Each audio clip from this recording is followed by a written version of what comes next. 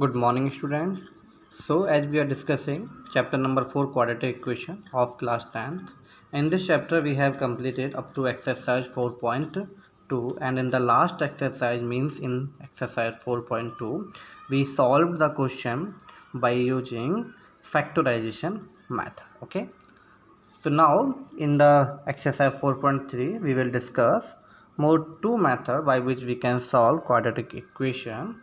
First one is completing the square and the second one is quadratic formula. Okay, so first we will discuss completing the square and after that we will discuss quadratic formula. Okay, now come to the solution of quadratic equation by completing the square method. So now we will take one example to understand completing the square method. Okay, so question number 1 of exercise 4.3. come to the exercise. We will take one example from the exercise itself. Okay, so question number 1 of exercise 4.3 is find the roots of the following quadratic equations if they exist by method of completing the square. If they exist, so how can we check this equation has roots or not? Means every quadratic equation has two roots, either both roots are imaginary or real. Imaginary भी हो सकते हैं, real भी हो सकते हैं. So if the roots are real, in that condition only we can calculate the zeros solution or roots. If the roots are imaginary, then we cannot calculate. Okay, so how can we find out this quadratic equation has real roots or imaginary roots? First we will understand completing the square method. After that I will tell you how do we check this quadratic equation has imaginary roots or real roots. We can check only real roots. Okay, so what do we do in completing the square method? There are two ways in your NCERT. I am telling you one way. Okay, this is easy way, you can easily understand. Okay, so equation is 2x square minus 7x plus 3 equals to 0. Here degree is 2, so this is a quadratic equation. So what do we do first? The coefficient of x square is equals to 1 only. हमको जो axis का coefficient है हमेशा 1 रखना है. यहाँ पे कितना है 2. सो हम इसको 1 करने के लिए क्या कर सकते हैं? We can divide by 2 in all the equation. Okay, so 2x square upon 2, 7 upon 2x plus 3 upon 2. So 2 से 2 कैंसिल हो गया, तो इसको हम राइट कर सकते हैं x square minus 7 upon 2x plus 3 upon 2 equals to 0. Okay, completing the square. What is the meaning of completing the square? See, meaning of completing the square is we make whole square of this quadratic equation, either whole square of a plus b or whole square of a minus b. या तो हम उसको a minus b whole square बनाएंगे या a plus b whole square बनाएंगे. Okay, so when can we make whole square of a plus b and when can we make a whole square of a minus b? See, x square minus 7 upon 2x plus 3 upon 2. अगर मैं देखूँ 2ab हमेशा minus में होता है. Okay, सो अगर 2ab इसको तो बना ही सकता क्योंकि इसमें x नहीं है, इसमें x है, इसमें इस x स्क्वायर है तो a स्क्वायर हो जाएगा. ये b स्क्वायर हो सकता है, तो इसको मैं 2ab बनाऊँगा. अगर मैं इसको 2ab बनाऊंगा, सो दिस इज माइनस, ये नेगेटिव का है. सो जब नेगेटिव का है तो इस मीन्स जब 2ab नेगेटिव होता है, in that condition only a minus b का होल स्क्वायर, और 2a प्लस का होता है तो a प्लस बी का होल स्क्वायर. इस तरह से ही होता है. तो जब आपका ये जो bx टर्म है, कौन सी वाली term? bx. If bx is positive, then we make whole square of a plus b. If bx is negative, then we make whole square of a minus b. अगर ये प्लस का है तो a plus b का whole square बनाएंगे, negative है तो ये ए माइनस बी का होल स्क्वायर बनाएंगे। ओके नाउ उसके बाद अब इसको हम ए माइनस बी का होल स्क्वायर बना देते हैं। सो ए स्क्वायर इज ये मेरा ए स्क्वायर होगा मान लिया। ओके माइनस आएगा। अब यहाँ पे 7/2x है। सो x को आप यहाँ से हटा दीजिए, x से यहाँ कोई काम नहीं रहेगा। तो यहाँ पे जब हम उसका बनाएंगे सो अगर यहाँ पे 2 है डिनोमीटर में तो हम इसको 4 कर देंगे, डबल कर देंगे। मीन्स हमको डिनोमीटर में 1/2 से मल्टीप्लाई करना है, simple. Okay so we can multiply by 1/2 in bx और रिमूव x जब हम यहाँ लिखेंगे तो। ओके सो x minus this is 1/2 and 7/2 whole square. Okay हमको a माइनस बी का होल स्क्वायर तो होल स्क्वायर यहाँ पे लगाएंगे ही। ओके सो जो 7/2 है उसमें हम 1/2 से मल्टीप्लाई करते हैं। हमेशा यहाँ पे 1/2 से मल्टीप्लाई होगा। बी एक्स के साथ में जो बी टर्म है, ओनली एक्स से नहीं, एक्स से हटा देंगे यहाँ से, ओनली जो बी टर्म है, जो बी टर्म होगा उसी में हम ये बी टर्म 7/2 इसमें 1/2 से मल्टीप्लाई होगा। ओके आफ्टर दैट अगर इसको मैं सॉल्व करूँ तो 7/2 तो 2 मल्टीप्लाई बाई 2 4 हो जाएगा। माइनस इसको हम सेम जितना हमने यहाँ लिखा है इसको नेगेटिव करके 7/4 का होल स्क्वायर इसको सब्ट्रैक्ट कर देंगे। ये जो भी टर्म यहाँ पर हमारे बी जो हम इसको बना रहे हैं ए माइनस बी का होल स्क्वायर, तो जो भी यहाँ पे ए और बी में से जो बी होगा, बी को हम हमेशा नेगेटिव करके उसके स्क्वायर को सब्ट्रैक्ट कर देंगे। Okay after that we write the remaining part, this is 3/2। So here now we can write x, this is minus 7/4 तो whole square of x minus 7/4 का होल स्क्वायर। ओके माइनस 7 7 जा 49, सो 49 हो जाएगा ऊपर वाला, और 4 4 जा 16, मैं 16 प्लस 3/2 इक्वल्स टू 0। ओके सी हम इसमें 1/2 से डिवाइड क्यों कर रहे हैं और क्यों इसको हम सब्ट्रैक्ट कर रहे हैं, ये भी यहाँ पे एक बार हम अंडरस्टैंड कर लेते हैं। सी यहाँ पे 7/2 है, अगर मैं इसको जब बाहर निकालूंगा तो ये हो जाएगा x स्क्वायर माइनस 7/4 का प्लस 7/4 का होल स्क्वायर। तो 7/4 का प्लस का होल स्क्वायर होगा, उसको ये माइनस वाला कट कर देगा, तो ये इससे कैंसिल हो जाएगा। ओके उसके बाद minus 2ab, so 2ab, so 2 as x b is 7/4, so 2 2 जा 4, सो क्या बचा यहाँ पे 7/2x।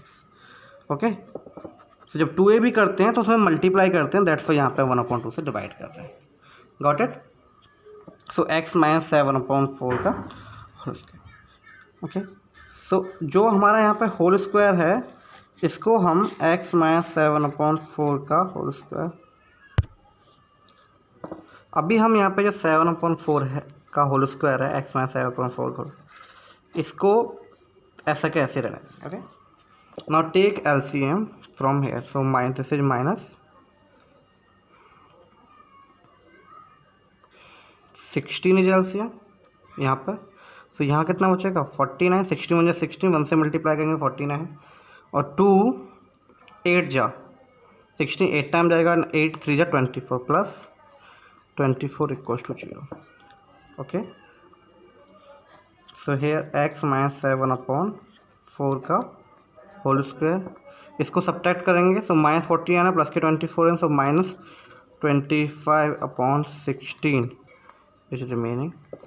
सी सब्ट्रैक्ट करने पर जब हम इसको सॉल्व करेंगे रिमेनिंग वाले पार्ट को, सब्ट्रैक्ट करने पर अगर ये पॉजिटिव है ये वाला पार्ट, अभी ये यहाँ पे नेगेटिव, अगर ये पॉजिटिव है तो जो उसके रूट्स होंगे वो एग्जिस्ट नहीं करेंगे। ओके अगर ये पॉजिटिव है, जैसे कि यहाँ पे माइनस 25/16 है, अगर ये प्लस 25/16 होता तो इसके रूट्स जो होते एग्जिस्ट नहीं करते, मीन्स इमेजिनरी रूट्स होते। ओके लेकिन यहाँ पे कैसा, जब नेगेटिव है ये तो ये कैसा रहेगा, एग्जिस्ट करेंगे और ये रियल रूट्स होंगे। Okay now take 25/16 from LHS to RHS, तो ये नेगेटिव देखिए पॉजिटिव हो जाएगा. So here whole square of x minus 7/4 equals to 25/16. Okay, this is, तो यहाँ पे ये होल स्क्वायर है. अगर इसका होल स्क्वायर हटाऊंगा, इसको रूट्स में कर देंगे, तो ये हो जाएगा x minus 7/4 equals to, that is equals to under root 25/16. Okay, और हम यहाँ भी इमेजिनरी रियल रूट्स का देख सकते हैं. सी, अगर ये यहाँ पे पॉजिटिव होता है, यहाँ तो नेगेटिव है, पॉजिटिव होता है, जब मैं इसको इधर लेके जाता तो ये हो जाता -25/16. ओके, अगर मैं इसका रूट लेता तो ये नेगेटिव जो है वो रूट के अंदर है. तो अभी तक हमने कभी भी जो नेगेटिव है वो रूट के अंदर नहीं देखा है.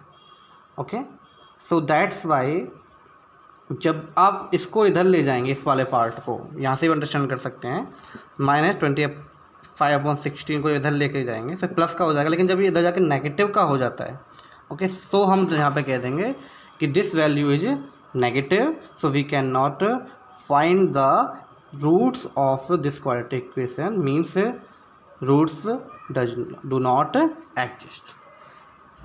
Okay, got it. So this is 25/16. So x minus 7/4 equals to plus minus 5/4. Okay, जब हम इसको रूट से बाहर निकालेंगे तो plus minus 5/4.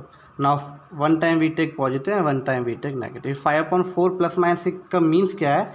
One time we take plus 5/4 and one time we take minus 5/4. और ये प्लस माइनस आया क्यों है? See, if we multiply -5/4 multiply -5/4 then it will also come 16/4. okay, if we multiply plus 5/4 plus 5/4 then it will also come 25/16. okay, so that's why we write a plus minus 5/4, क्योंकि इसकी value जो हम calculate करेंगे तो 25/6 plus कर लेंगे तो भी आएगा 16, नॉट 6, 16 माइनस कर लेंगे तो भी आएगा. सो प्लस माइनस लेने के बाद x minus 7/4 equals to, now I am taking positive 5/4 plus 7/4. okay,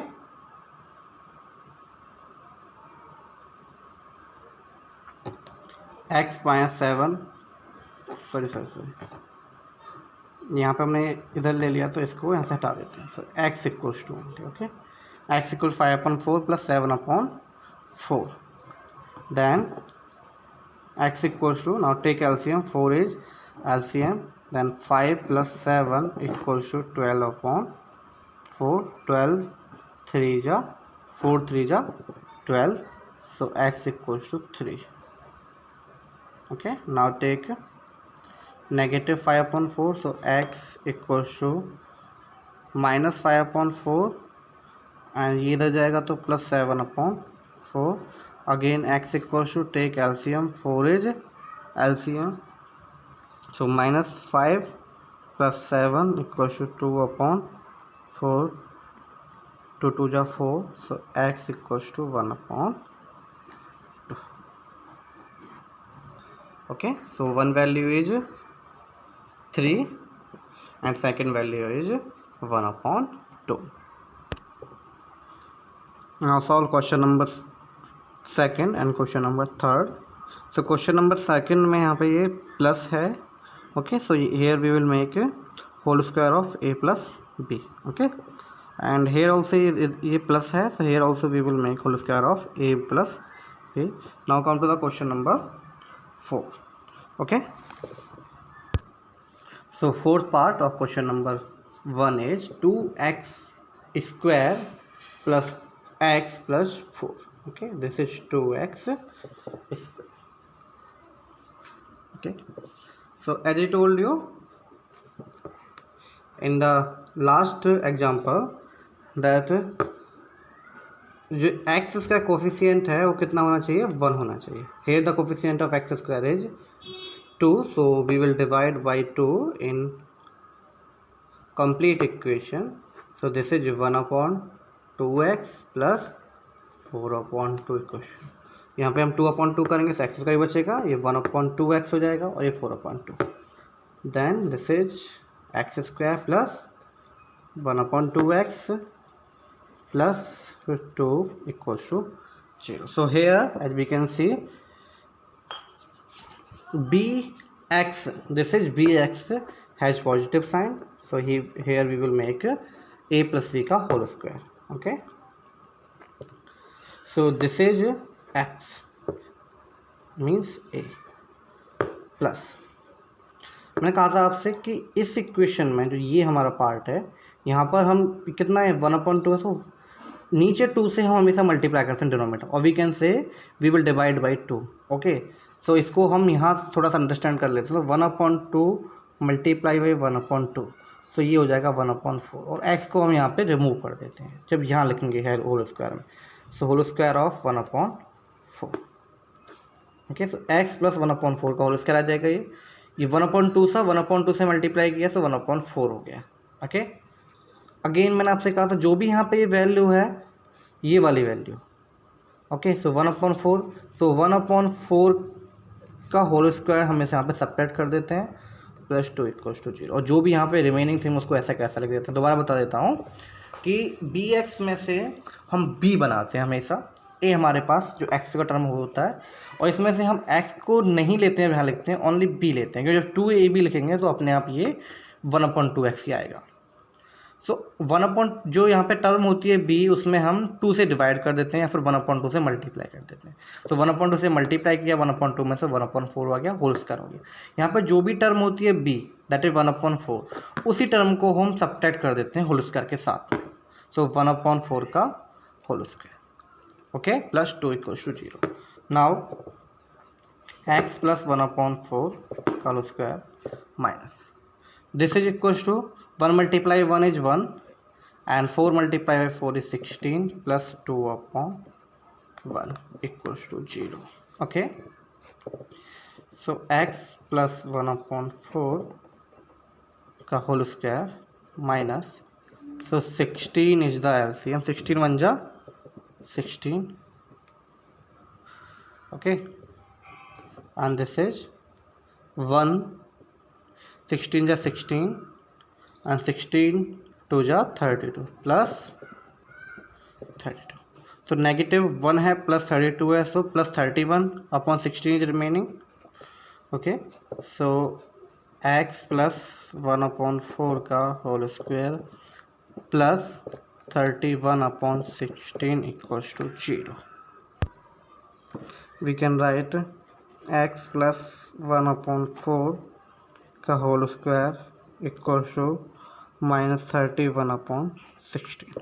सी, मैंने आपसे कहा था कि अगर ये वैल्यू होल स्क्वायर के इक्वल वाले अगर ये नेगेटिव है, okay, so this quadratic equation does not have real roots. So इसके रियल रूट्स नहीं होंगे क्योंकि ये वैल्यू कैसी नेगेटिव, क्योंकि अगर मैं इसका होल स्क्वायर हटाऊंगा तो ये किस में आ जाएगा, नेगेटिव 31 अपॉन 16 रूट में. ओके, सो रूट के अंदर कभी भी नेगेटिव साइन अभी तक हमने नहीं देखा है. Okay, so this quadratic equation does not have real roots.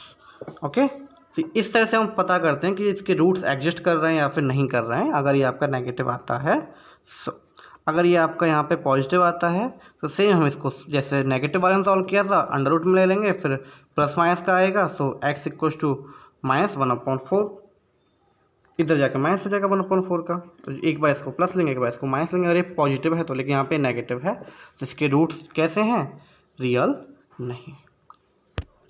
So here we will write x plus 1 upon 4 का whole square is can not be equal to negative or cannot equal to negative for any value of x. So this quadratic equation does not have